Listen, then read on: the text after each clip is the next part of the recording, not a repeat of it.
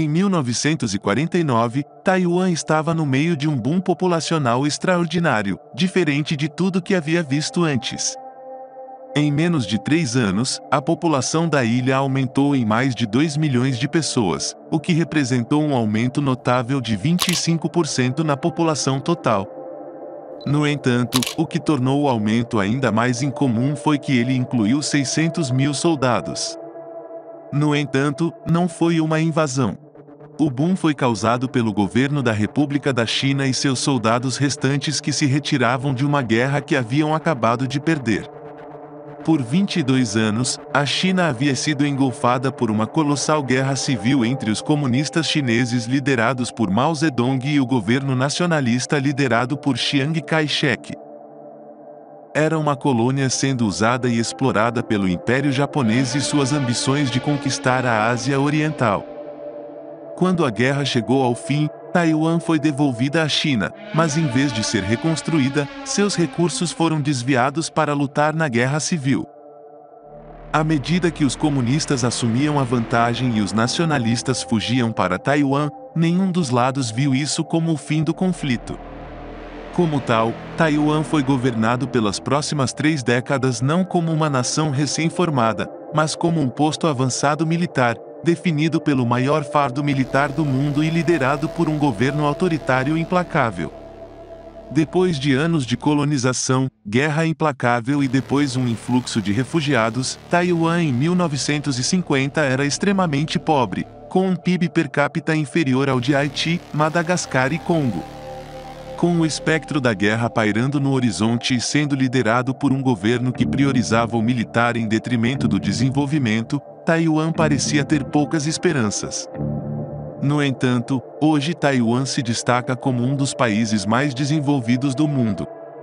Sua riqueza média per capita é superada na Ásia apenas pelo Japão, enquanto supera potências econômicas como a Alemanha e até mesmo os Estados Unidos. Seu povo é um dos mais educados, seu governo é um dos mais democráticos e suas indústrias dominam a economia global de maneiras aparentemente impossíveis. Apenas uma única empresa, a Foxconn, é especulada para produzir 40% dos eletrônicos de consumo do mundo e até recentemente 80% de todos os iPhones.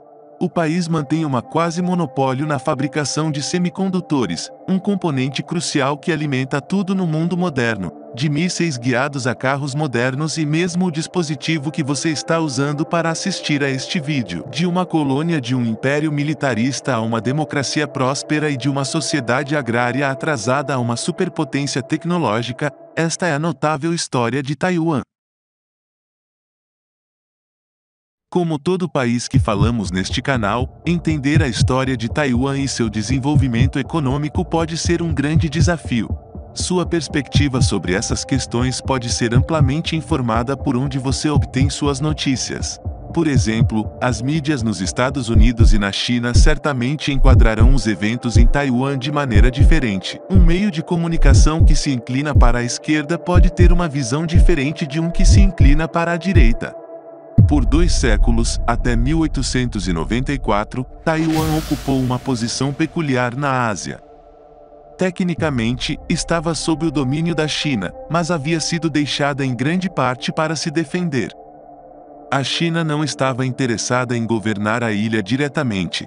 De fato, Taiwan tinha a reputação de causar problemas à China, muitas vezes servindo como base para piratas, países hostis e rebeldes que buscavam derrubar o governo chinês. Apesar disso, o comércio, especialmente de alimentos, floresceu entre os dois, com Taiwan se tornando um importante fornecedor de alimentos para o sudeste da China. Mas tudo isso mudou em 1894, quando a guerra eclodiu contra a emergente potência asiática, o Império do Japão, pela Coreia. O Japão, que havia recentemente modernizado seu militar e sua indústria, obteve 6 meses de vitória sem oposição, forçando a China a reconhecer a independência da Coreia e a ceder o controle de Taiwan. Um rígido e expansivo sistema de controle foi implementado, transformando a ilha em um estado policial notória por suas intensas e frequentes supressões violentas da população. Naquela época, Taiwan era caracterizada por um forte subdesenvolvimento, pobreza generalizada e uma economia predominantemente agrária. Sua infraestrutura era precária, doenças infecciosas frequentemente devastavam a população e apenas 13% da população tinha acesso a qualquer forma de educação. Adotando a política Indústria para o Japão, Agricultura para Taiwan, o governo colonial implementou reformas abrangentes para aumentar a produção agrícola da ilha. Uma base legal para a propriedade da terra foi criada para motivar os proprietários a investir em suas propriedades. Os primeiros bancos da ilha foram estabelecidos para permitir que os agricultores tivessem acesso a sementes superiores, equipamentos modernos e fertilizantes. Escolas agrícolas foram construídas para transferir as técnicas de cultivo avançadas do Japão para os agricultores locais, enquanto grandes projetos foram empreendidos para estabelecer sistemas de irrigação. Para sustentar esse crescimento maciço, novas ferrovias, rodovias e linhas telegráficas foram construídas para facilitar o transporte de alimentos. Embora os taiwaneses estivessem limitados ao ensino primário e vacacional, a ocupação japonesa levou a um aumento de 10 vezes no número de escolas e a um aumento da matrícula de estudantes de apenas 10 mil para quase 1 milhão em 30 anos. Em 30 anos, Taiwan se transformou exatamente no que os japoneses haviam imaginado, uma cesta de pão fértil que impulsionou ainda mais os esforços de industrialização do império. No entanto, no início dos anos 1930, o mundo mudou para pior. Com a recessão econômica global e uma perspectiva cada vez mais militarista, o Império do Japão embarcou em sua agenda expansionista. Dada sua localização estratégica, infraestrutura moderna e força de trabalho educada, Taiwan foi escolhida como a nova base de produção para necessidades militares. A joia da coroa desse empreendimento foi uma usina hidrelétrica situada perto do lago Sanmun. Concluída em 1934 a um custo enorme, a energia abundante e de baixo custo que ela gerava impulsionou o crescimento das indústrias de metal, cimento, construção naval, fertilizantes e químicos de Taiwan. No entanto, à medida que a industrialização de Taiwan ganhava impulso, a Segunda Guerra Mundial desferiu um golpe devastador. Os recursos foram redirecionados para apoiar a linha de frente do Japão e os ataques aéreos dos Estados Unidos devastaram as cidades, a infraestrutura e as zonas industriais de Taiwan. Quando os japoneses finalmente se renderam, Taiwan foi devolvida à República da China em outubro de 1945.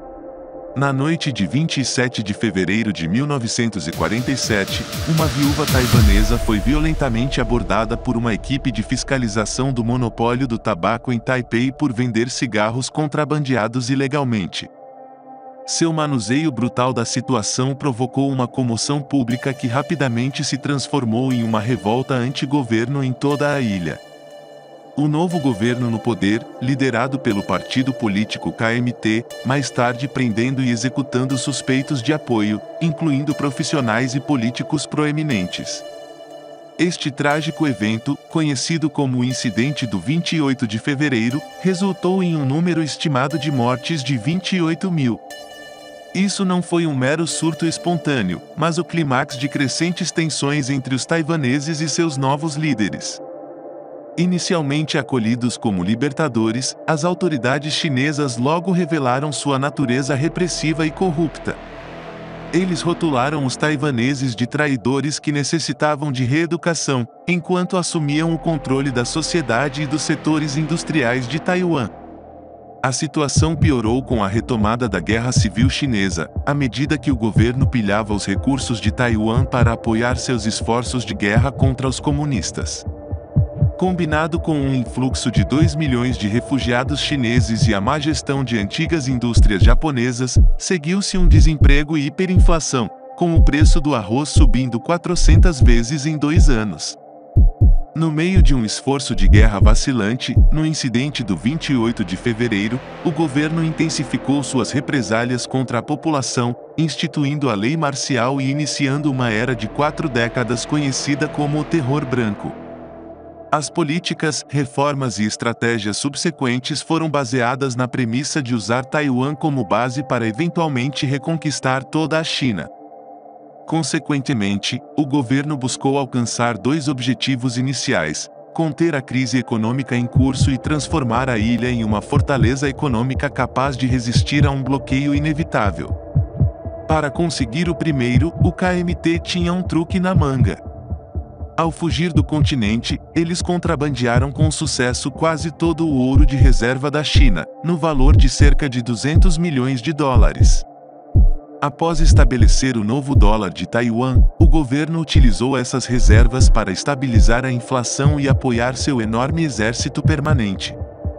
No entanto, esses objetivos foram ainda mais auxiliados pelos Estados Unidos, que forneceram ajuda militar e econômica substancial como parte de seus esforços para conter a propagação do comunismo.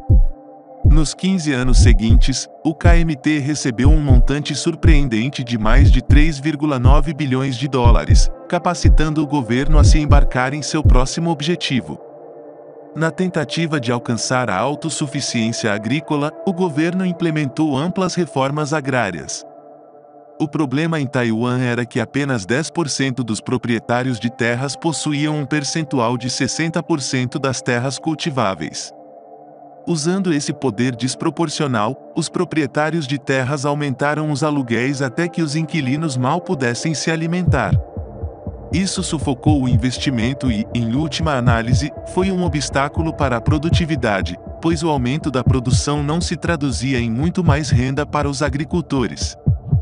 O governo começou limitando os aluguéis a 37,5% da produção total de safras anuais. Em seguida, o governo vendeu a um preço com desconto lotes públicos de terra a 100 mil famílias. Finalmente, em 1953, o governo tomou todas as terras excedentes dos proprietários que possuíam mais de 3 hectares, vendendo-as aos inquilinos por praticamente nada. Esta única reforma transferiu efetivamente 13% do PIB total de Taiwan dos mais ricos para os mais pobres. Ao fazer isso, os agricultores viram seus rendimentos triplicarem e, agora que possuíam a terra que cultivavam, havia um incentivo adicional para investir em sistemas de irrigação melhores, equipamentos mecanizados e usar mais fertilizantes. Taiwan alcançou a autossuficiência alimentar e se tornou um dos principais exportadores de uma variedade de produtos agrícolas. Além disso, como os rendimentos dos agricultores aumentaram tanto, o governo foi capaz de extrair receitas deles. O governo então se concentra na indústria para promover a reindustrialização e, para conservar as reservas limitadas de moeda. O governo implementou políticas que visavam substituir as importações por produtos substitutos locais. Uma enorme lista de restrições, tarifas, regulamentos e controles de câmbio tornou muito caro importar a maioria das mercadorias. Conforme planejado, isso deixou espaço para o governo estabelecer grandes empresas apoiadas pelo Estado que produziam matérias-primas básicas. Em teoria, novas empresas privadas se formariam e usariam essas matérias-primas para criar produtos finais. Isso, então, reduziria as importações e, assim, impediria a saída da riqueza nacional. Inicialmente, essas políticas se mostraram eficazes, levando a um crescimento rápido em várias indústrias apoiadas pelo Estado, como cimento, plásticos, têxteis e construção. No entanto, com um número limitado de clientes para vender e poder de compra baixo entre eles, as indústrias rapidamente se viram incapazes de encontrar compradores para os produtos que produziam. E como os controles de câmbio tornavam as exportações não rentáveis, a economia rapidamente se saturou, pois a demanda nunca conseguia acompanhar a oferta. No final da década de 1950, o crescimento começou a se estancar, enquanto as importações continuavam sendo cruciais para apoiar o vasto governo militar e civil de Taiwan, fazendo com que as reservas de moeda diminuíssem e a inflação aumentasse novamente. Para piorar a situação, os Estados Unidos, em uma trama para coagir a realização de reformas adicionais, planejavam cortar a ajuda até 1965. Diante desses problemas crescentes, o comitê percebeu que, sem intervenção, a economia mergulharia em uma crise. No final da década de 1950, o KMT só tinha uma opção para compensar o fluxo de reservas de moeda. Era preciso aumentar drasticamente as exportações.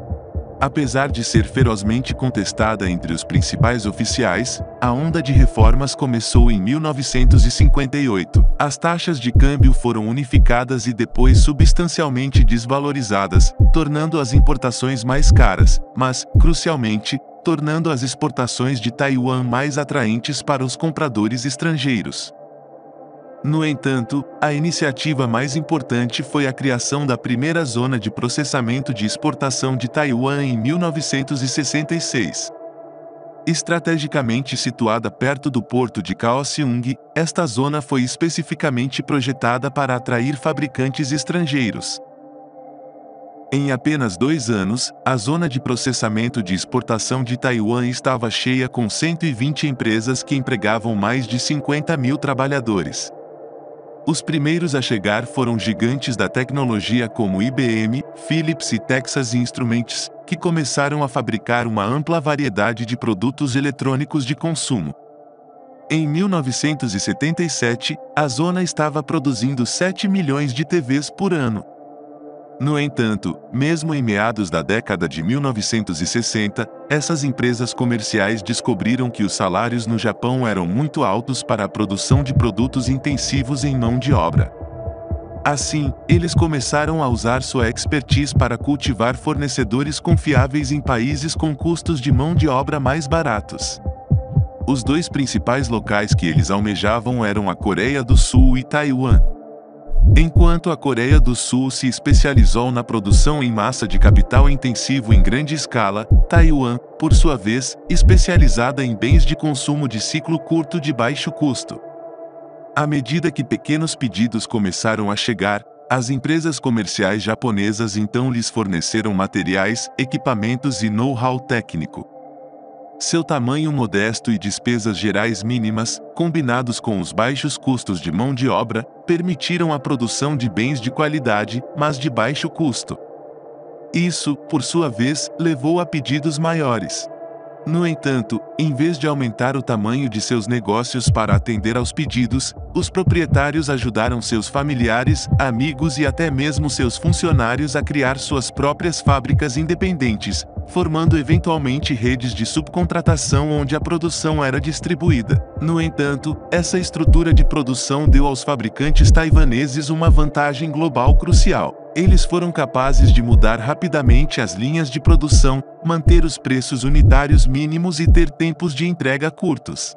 Isso, por sua vez, levou a pedidos cada vez maiores e redes de produção cada vez mais expandidas até que o campo ficasse pontilhado de milhares de mini-fábricas interativas.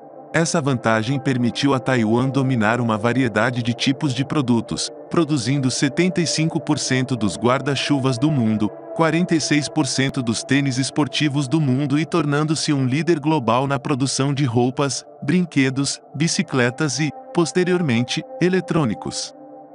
Na década de 1970, essas redes estavam produzindo produtos em 2.100 categorias diferentes e haviam se tornado a força motriz da economia. Em apenas 10 anos após as reformas, as exportações cresceram 450%, o déficit comercial foi fechado e o PIB per capita mais do que dobrou. No entanto, Taiwan entrou em uma era politicamente precária na década de 1970 devido a uma série de fatores, incluindo a ascensão da China como potência regional e a crescente tensão entre os Estados Unidos e a China. Com a mudança de poder, Taiwan foi expulsa e substituída pela República Popular da China nas Nações Unidas. Em seguida, em 1972, para flanquear a União Soviética, o presidente Richard Nixon viajou à China e apertou a mão de Mao Zedong. Logo depois, com a morte de Chiang Kai-shek em 1975, as aspirações do KMT de retomar a China haviam morrido para sempre. Quando o filho de Kai-shek, Shin Kuu, assumiu a presidência, as políticas do governo finalmente mudaram para o desenvolvimento de Taiwan como sua nova casa. Influenciado por seus 12 anos de educação na União Soviética, Shin Kuo iniciou uma grande campanha de planejamento econômico liderada pelo Estado chamada 10 Grandes Projetos de Construção em 5 anos.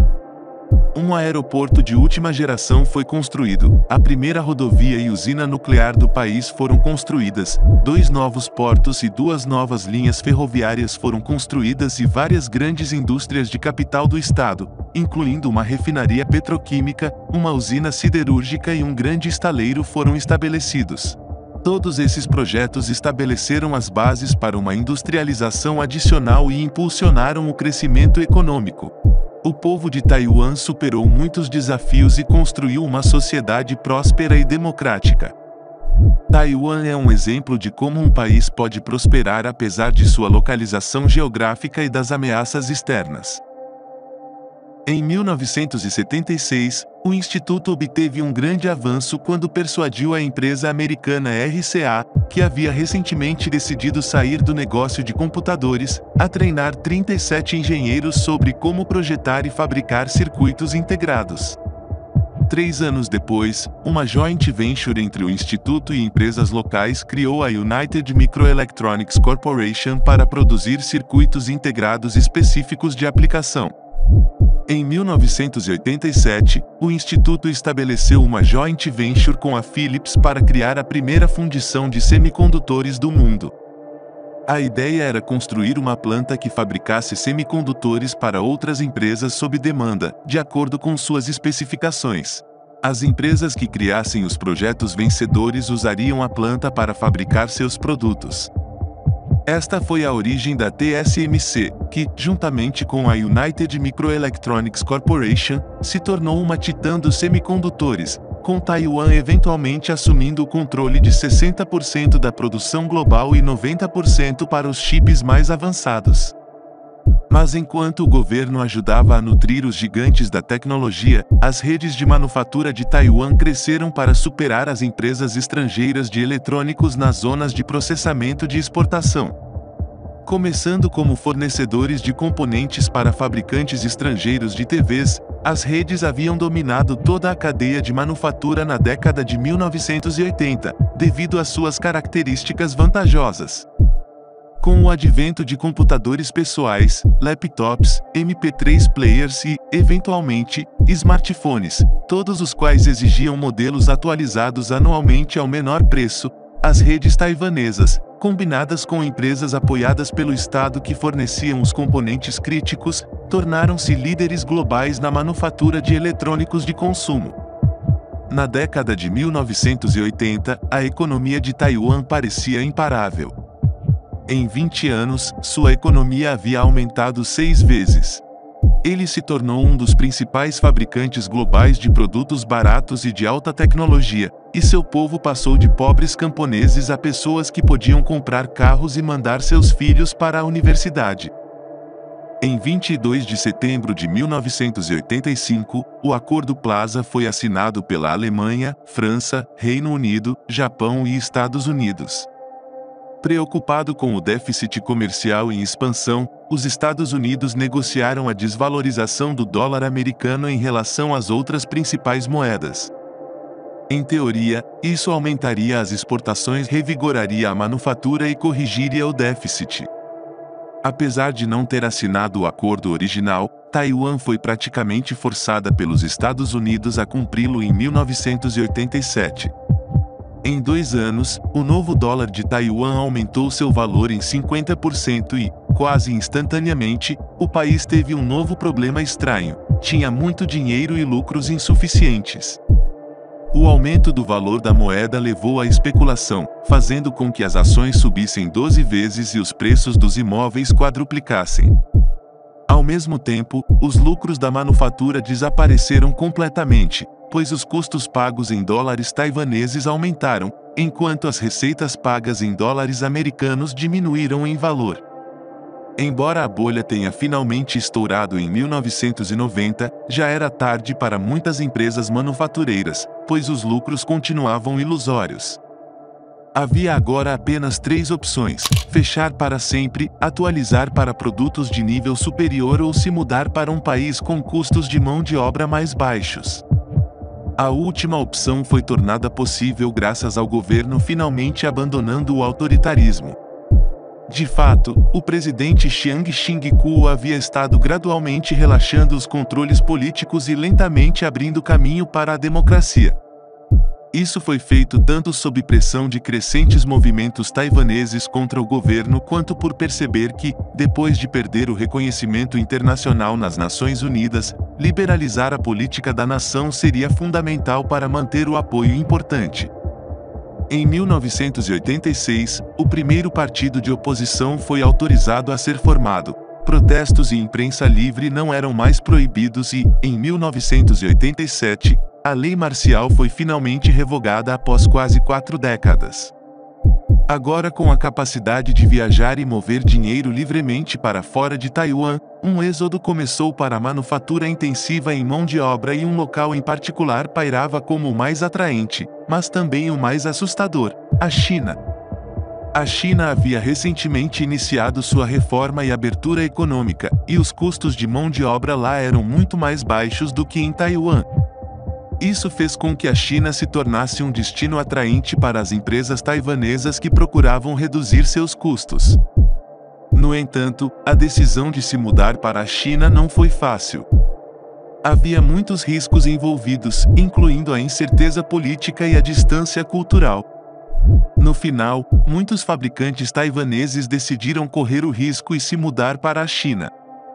Essa decisão provou ser um sucesso, e a China se tornou um dos principais centros de manufatura do mundo. O êxodo da manufatura de Taiwan para a China foi um momento importante na história do país.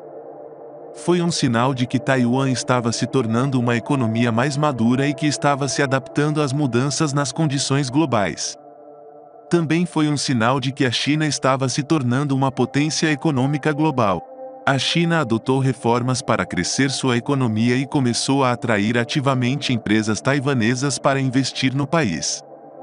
Assim como Taiwan havia feito na década de 1960, a China ofereceu incentivos fiscais, terra barata e infraestrutura de alta qualidade. Apesar da China permanecer hostil à existência de Taiwan, quase todas as principais indústrias intensivas em mão de obra começaram a se mudar para o país. Em 1991, apenas em uma província chinesa, as empresas taiwanesas haviam estabelecido 4.000 fábricas que empregavam mais de 2 milhões de pessoas. À medida que as exportações chinesas explodiram, aumentando em um surpreendente 2.812% até 2007, uma quantidade surpreendente desses bens era produzida por fábricas de propriedade taiwanesa. Hoje, a China visa reunificar Taiwan, seja por meios pacíficos ou pela força. À medida que a China cresce em poder, também crescem suas ameaças.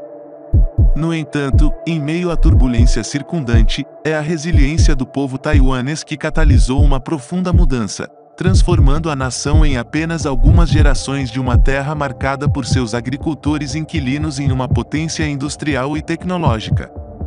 Nas marés sempre mutáveis da geopolítica, a verdadeira força de Taiwan não reside apenas em suas indústrias, mas no espírito duradouro de seu povo, um espírito que promete iluminar o caminho, independentemente das pressões externas, em direção a um futuro de sua própria designação.